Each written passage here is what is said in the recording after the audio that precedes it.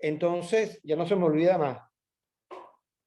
Entonces, decía que en la situación actual venezolana, bueno, los grupos de interés se expresan a través de las redes sociales, a veces a través de medios de comunicación convencionales, tratan de hacer alguna manifestación pública, tratan de articularse con otros agentes, pero el tema es, no, tranquila, no te preocupes, el tema es que no hay espacio para la convivencia, para la dinámica propia de los grupos de interés y mucho menos de los grupos de presión. Por eso llama mucho la atención, en el mismo texto de Salamanca hay un apartado que se llama la democracia, el sistema político más propicio para el surgimiento de los grupos. Claro, por supuesto. Si recuerdan las características, la matriz de las características de la sociedad democrática, bueno, uno de esos elementos era la libertad de participación, el respeto a la diversidad cultural, política, religiosa, artística, profesional, etcétera. Entonces, efectivamente, el sistema más propicio para los grupos es una democracia. Y eso, por supuesto, tiene su correlato en la estabilidad política. Yo se los mencionaba, después veremos un autor que se llama Tocqueville, en donde él ya en 1830 indicaba que la gran fortaleza de la sociedad norteamericana hasta el día de hoy es que es una sociedad con un enorme tejido social, como hablábamos antes. Un enorme tejido social basado en ¿qué? En asociacionismo, le pone él ese nombre, es la capacidad que tiene la sociedad norteamericana de los ciudadanos comunes de asociarse en grupos de interés para trabajar, luchar, promover los diferentes objetivos que los guían de todo tipo. Eso es lo que hace que la sociedad norteamericana sea una sociedad muy sólida. ¿Ok? Sobre ella, bueno, está la separación de poderes que ya conocemos, está el tema de los grandes medios de comunicación, la libertad de prensa, pero digamos que ese es un elemento central que le da solidez y cuando tú estás en una sociedad donde lo democrático no es lo que prevalece, bueno, entonces nos encontramos con estas dificultades, ¿no? Es decir, la sociedad tratando de buscar interlocutores, porque incluso en una sociedad, fíjense, en una sociedad donde haya poco Estado y el Estado no sea un Estado que estorba, que se mete en medio de todo, entonces el Estado tiene un papel, ahora lo vamos a ver, de mediador. Y entonces, bueno, perfecto, no hay ningún problema, vamos bien por ese camino. Pero cuando estamos hablando de un Estado como que crece, que no haga nada, que se apropia de cosas, etcétera, entonces, claro, tú necesitas entenderte con el Estado, pero el Estado no se quiere entender contigo. Así de simple. Y eso, por supuesto, es muy grave. Es demasiado costoso. Entonces, hay una aclaratoria que hace aquí Salamanca que es muy importante, pero nuevamente siempre hay que hacer el entre paréntesis venezolano. Dice Nazaret, en este caso lo mejor sería la anónima. No sé a qué te refieres, Nazaret. El anonimato, profe. Al anonimato. No, pero es que no es posible. No es posible porque los grupos no pueden ser anónimos. A no ser que sean grupos de conspiradores, pero los grupos normales, pues. Es decir, un grupo, una asociación de madres que trata de que su escuela esté en mejores condiciones. Tiene que ser público, no hay otro, porque además lo público es lo político, ¿no? Entonces no hay salida. Tienes que dar la pelea en ese terreno. Aquí hay una aclaratoria comprendiendo la situación actual del régimen totalitario.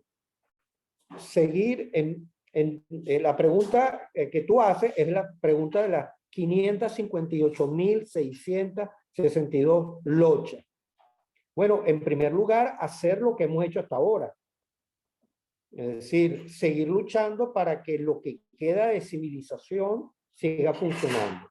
En nuestro caso, el que nos corresponde es lograr que la UCAP siga funcionando y cumpliendo sus objetivos. Y como yo les mencionaba antes, aliándonos con lo mejor de la sociedad venezolana para apoyarla. ¿Ok? Y así todo el mundo, la iglesia tratando de seguir cumpliendo su papel, el movimiento estudiantil tratando de hacer lo que hace, y así sucesivamente. Ahora, la solución, porque a veces la gente confunde la solución con el objetivo. El objetivo es salir del estado actual en el que estamos e ir a una renovación democrática del país. Ese es el objetivo. Ahora, ¿cómo lo logras? ¿Qué es la solución? Por ahora, lo más importante es mantenerse en pie y no desaparecer. Eso es lo más importante. Eso es, o sea, eso es clave. Y se van buscando fórmulas. Digamos que a lo largo de... Sí, por supuesto, la participación es fundamental. A lo largo de todos estos larguísimos 22 años, bueno, se han intentado todas las formas posibles. El problema es que tienes un actor que no juega con las reglas de la civilización. Y ese es el gran problema, pues. Ese es el gran problema. O sea, es así como, a ver, supongamos que usted está aquí en una mesa, ¿verdad? Y está jugando dominó, ¿verdad? Entonces hay 4 jugadores, no sé qué, Perfecto. Con unas reglas. Ahora, ¿qué pasa si en el momento que uno de los miembros de una de las parejas, porque el dominó se juega en pareja, ¿verdad? O se puede jugar en parejas, uno de esos miembros saca un revólver y lo pone sobre la mesa. ¡Pum! Lo pone sobre la mesa. ¿Qué pasó? Bueno, se acabó el juego. Ya no hay juego. Ya no hay juego. Ya no se puede jugar, pues. ¿Okay? Nadie va a querer ganar. O sea, el otro equipo no va a querer ganar. Pero al mismo tiempo también te la pone difícil porque si entrega el juego, el otro que está armado puede decir, ah, ¿tú crees que yo no sé jugar? No, no, no, no quería decir eso. Y empezamos en esta locura que estamos en Venezuela tantos años, cuando dice, bueno, ¿qué hacemos? ¿Votamos o no votamos? ¿Manifestamos o no manifestamos? ¿Hablamos por los medios o no hablamos por los medios? ¿Por qué?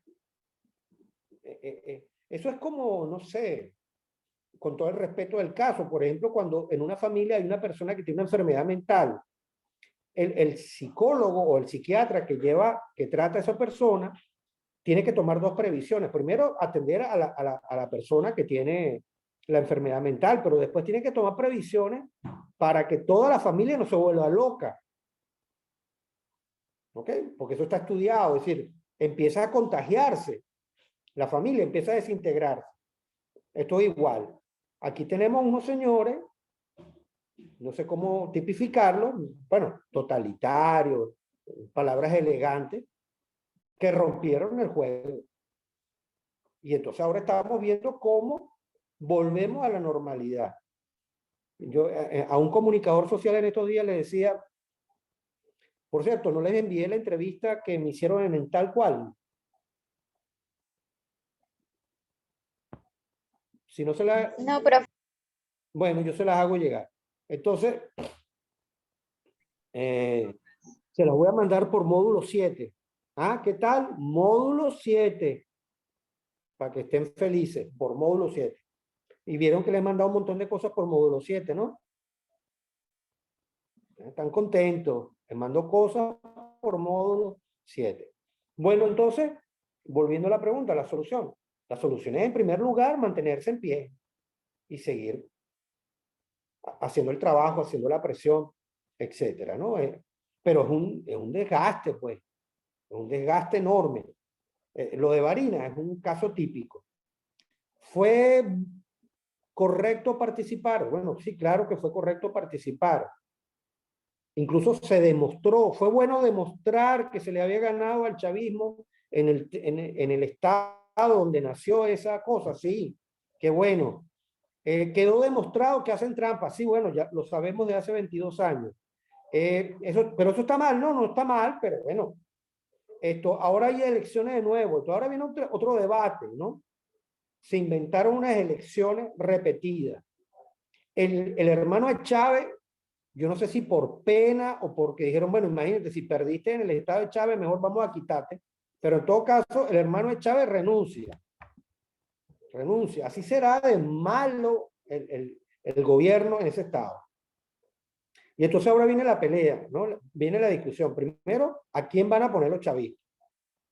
Segundo, la oposición va a empezar a discutir, porque además es comprensible. Entonces, vamos a ir a elecciones otra vez. Sí, hay unos que te dirán que sí, porque quedó demostrado que le vamos a ganar y tal, que es una pelea que es justo darla. Hay otros que te dicen, no, pero tú estás loco, imagínate.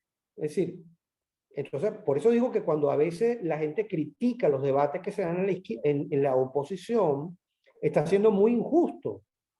Porque primero porque se dan debates. ¿Ustedes han visto que haya debates del lado chavista? En ese mundo no hay debate. En todo caso, conversaciones y discusiones encapillados. Los cómplices de la cuestión, pero ahí no hay debate. En los grupos democráticos sí hay debate. Correcto, incorrecto, pero hay debate. Entonces, por eso digo que es complicado el tema. Entonces, por eso decía que hay un apartado aquí que pone Salamanca donde dice, el Estado no es un grupo más. Y dice, ¿por qué? Dice, porque es el encargado de regular, estoy leyendo, estoy citando, de regular el surgimiento y funcionamiento de las asociaciones privadas, poniéndoles límites y acortando su actividad. Promulga normas mediante las cuales se crean y disuelven. Es el terreno en el cual los grupos buscan resolver sus disputas. Tiene capacidad de decisión vinculante para la sociedad, de la cual carecen las organizaciones particulares, y detenta la fuerza legítima en un territorio y puede tomar decisiones adversas a los intereses. Es decir, el Estado es la instancia pública de todos los venezolanos, en este caso, donde el Estado es un gran mediador, un articulador de intereses, ¿ok? Una correa de transmisión entre los grupos.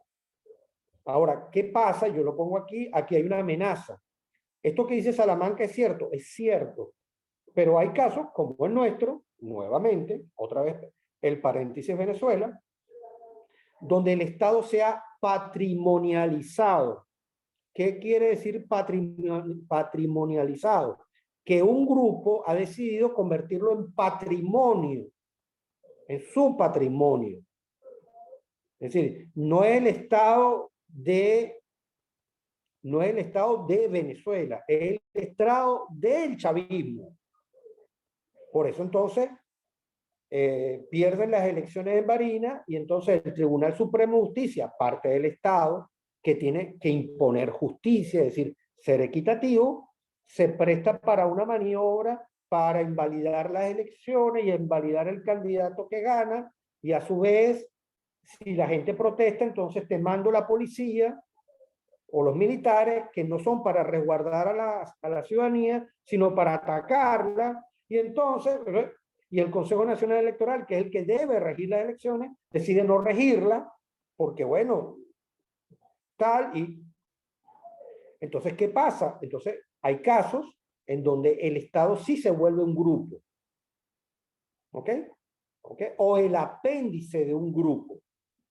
Y evidentemente, entonces, en ese caso, el Estado pierde su naturaleza, que nuevamente volvemos al caso nuestro, ¿ok?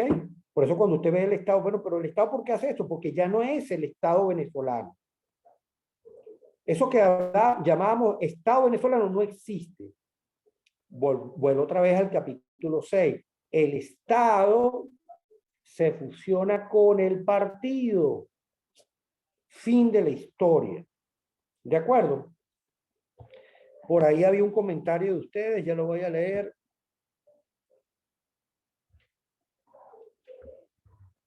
William menciona, sí, la muerte de Stalin. En la película los miembros del comité de Stalin están hablando y cada cosa que proponen se acepta por voto unánime. Sí, efectivamente. La película es muy interesante. Hay un humor negro que atraviesa la película ahí. Y efectivamente, eso es lo que leímos en una parte anterior, en el capítulo 5 del profesor Conbella, cuando hablábamos, él hablaba de que en la concepción de la política, en los marxistas leninistas, porque un invento de Lenin, está una cosa que llaman el centralismo democrático, ¿no? Muy particular, centralismo democrático, que es que la unidad central es el comité ejecutivo del partido, donde está el presidente del partido y las principales autoridades del partido, y ahí, entre comillas, se discute democráticamente, y lo que se acuerde democráticamente en ese centralismo democrático es lo que va a cumplir todo el mundo. Los militantes del partido, los ciudadanos comunes, el Estado, bla, bla, bla, bla. Por eso normalmente en los partidos, en estos países, la máxima autoridad del Estado también es la máxima autoridad del partido, y así van. Ahí tienen el caso de China, ¿no? ¿Ok? Entonces, ok. El autor después nos ayuda con una clasificación muy interesante. Eso ya está en la página 246 del texto, del libro, que bueno, me imagino que ustedes lo tienen abierto y lo están viendo. Si no, bueno, más complicado. Ahí pone 10 características de los grupos de presión. ¿Ok? El primero, ya lo dijimos, son una especie del género de los grupos de interés. Es decir, todo grupo de presión es un grupo de interés. Se forman voluntariamente, dice, nadie está obligado a formar un grupo, pero hay algunas organizaciones que exigen ser miembros de ellas para obtener ciertos beneficios. Entonces, ahí esta parte es relativamente, yo la pondría entre comillas.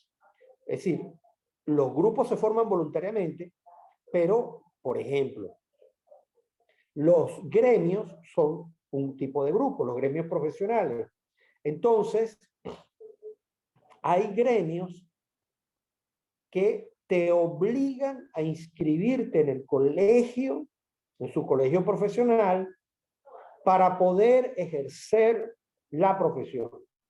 Es decir, si usted se gradúa de abogado en la UCAP, eso no es suficiente.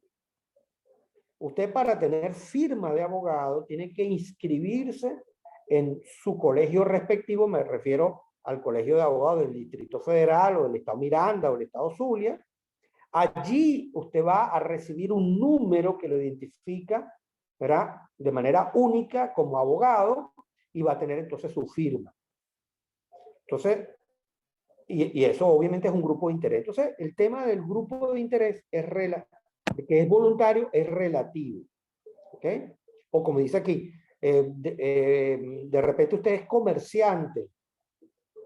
¿Usted está obligado a pertenecer a Consecomercio? No. Pero sí le puede interesar los beneficios de pertenecer a una organización más amplia, ¿ok? Que le va a dar apoyo, asistencia técnica, etc. Como dice aquí, está integrado por particulares. Esto es muy importante. Es decir, un grupo de presión no puede estar formado por miembros de la Fuerza Armada. ¿Ok? O sea, no. Ok. ¿Ok? Entonces, bueno. Después dice, todo grupo posee un interés en algo. Es decir, hay grupos expresivos o defensores de un interés moral que no exige cabildeo. Esto es importante, ¿ves? los grupos de presión deben tener alguna capacidad, precisamente, esto no es un juego de palabras, para hacer presión. ¿Ok?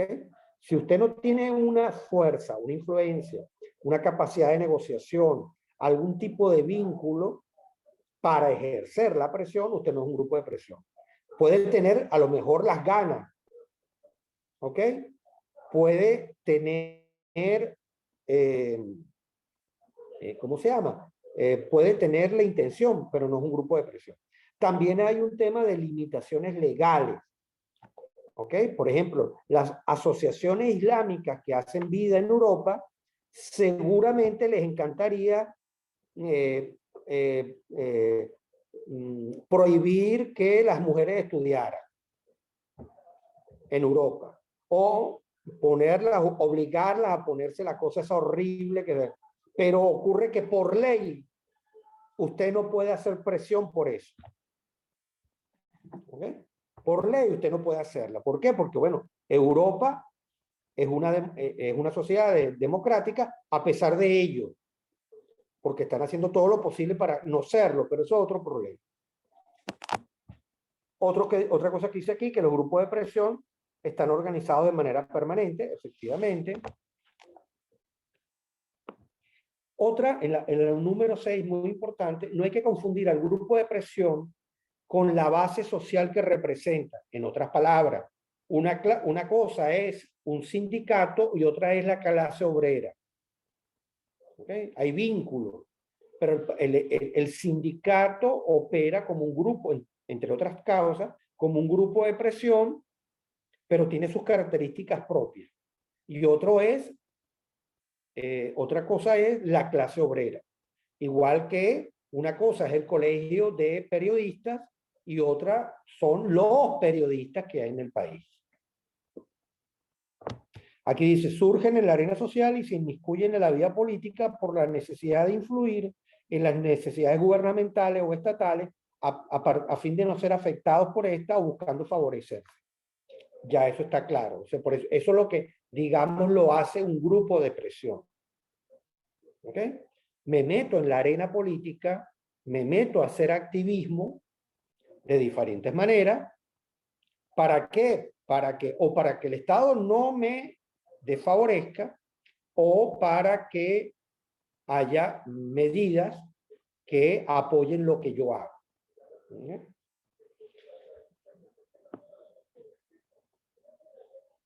Dice, pueden actuar a la luz pública, pero sobre todo lo hacen tras bastidores, lo más directamente posible sobre los decisores públicos, a través de los lobbies, que no les mencioné el tema de los lobbies. Aquí esto es importante. Son grupos públicos, pero no necesariamente la presión la tratan de ejercer de manera pública, de manera compartida. Puede ser que operen, como dice ahí, tras bastidores, pero existen oficialmente. Pero también pueden operar a través de la figura del lobby.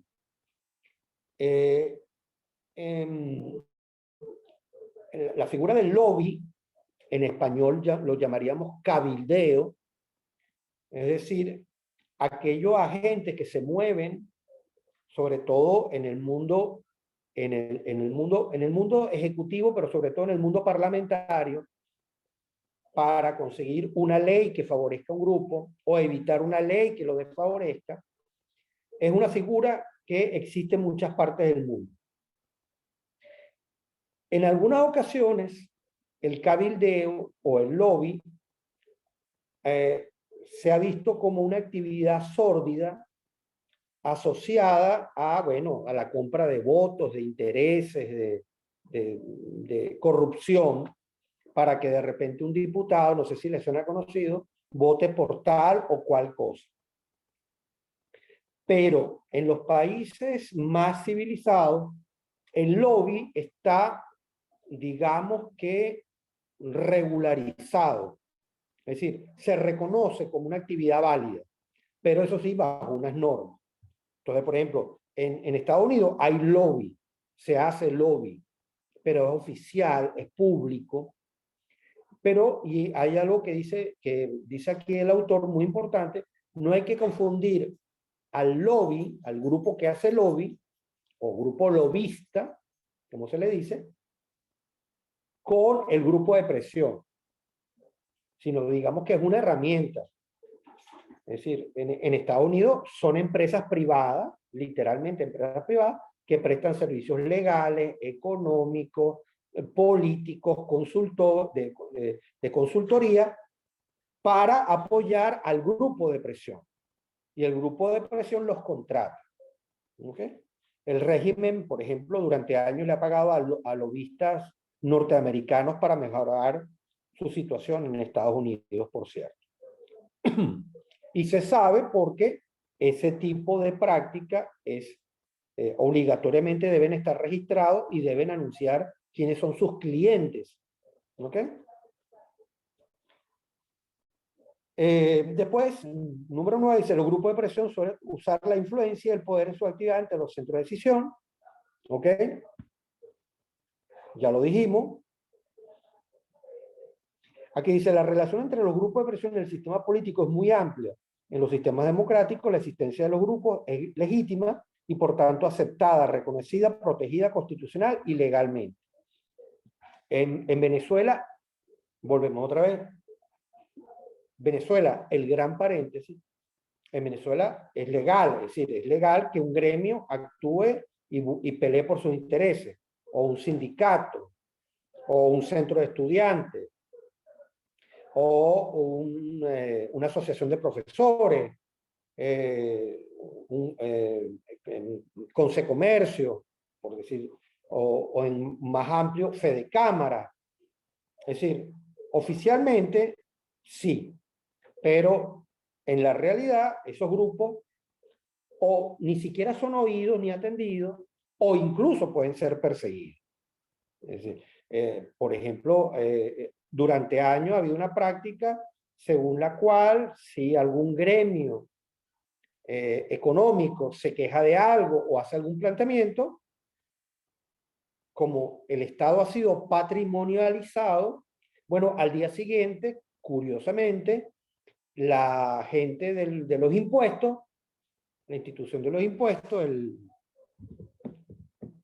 me acuerdo ahora el nombre, bueno, se le aparece a esa empresa que tuvo la osadía de decir tal o cual cosa, y bueno, entonces le empiezan a revisar la factura hasta que descubren que hay 2 bolívares que no cuadran en la cuestión, y entonces, bueno, le tiran multas o le cierran el negocio, etcétera, etcétera, etcétera, ¿no? Entonces, como digo, tenemos siempre una situación como un medio extraño. Y ya para terminar la parte de los grupos, hay algo que un autor que se llama Olson llama los dilemas de la acción colectiva. El tema básicamente es, para decirlo en palabras sencillas, ¿se acuerdan cuando hablamos? No hay que confundir al grupo de presión con la base social que representa, porque en muchas ocasiones el grupo de presión podría hacerlo mejor si su base social le diera apoyo, pero aparece la figura, como él lo llama aquí, la cola gratis, de manera más criolla podríamos decir el arrimado, el recostado. Es aquel que no se va a meter en problemas sindicales porque confía en que el sindicato le va a conseguir su contrato colectivo. Y yo no me meto en problemas. No, el arrocero es otra figura. Es una figura como más divertida, ¿no? Es el que llega, el que conocemos que llega a una fiesta que no le han invitado y bueno, piensa tomar y comer gratis. Aquí es alguien que está consciente que su grupo de presión va a hacer el trabajo sucio, se va a esforzar y recibe los beneficios. Claro, ahí hay una trampa porque hay un momento que el grupo de presión se va desgastando porque no tiene el suficiente apoyo de su base social. Entonces, en Venezuela es muy típico, tú le reclamas a los partidos políticos. ¿Qué pasa con los partidos políticos que no han hecho tal cosa? ¿Qué pasa que el partido? Y entonces tú le preguntas, ¿usted está inscrito en un partido político? No, yo no quiero, a mí no me gustan los partidos políticos. Entonces, ¿cómo quiere? Es decir, o sea, es la misma lógica. ¿Cómo es posible que el equipo tal no gane? Porque, pero usted es miembro del club. No, yo no soy miembro. Usted va a los partidos y paga la entrada. No, yo no pago entrada porque no quiero. Entonces, ¿cómo quiere que el equipo gane? Entonces, bueno, este recostado, esta figura del recostado es, digamos, representa uno de estos dilemas. ¿Qué hago con esto, no? El recostado, bueno, el recostado existe. Bueno, digamos, por ejemplo, yo alguna vez me gustaba los trabajos en equipo, pero ahora los hago solamente en una materia que es metodología, porque es una materia con muy pocas personas en ciencias sociales y yo le puedo hacer el seguimiento a cada grupo. Pero los grupos, bueno, ustedes lo deben saber mejor, si un grupo es de 5, el trabajo lo saca 1 o 2. Seguro hay 3 recostados. Entonces, bueno, ¿qué pasa con el recostado? Porque el recostado no solamente es que no aporta, sino que es un peso y va deteriorando la institución. Entonces, cuando usted cree que le está haciendo un favor a su amigo o amiga, usted se está haciendo un mal para usted con el recostado. O como lo dice aquí de manera muy, el free rider, ¿no? ¿Okay? Pero bueno, eso es parte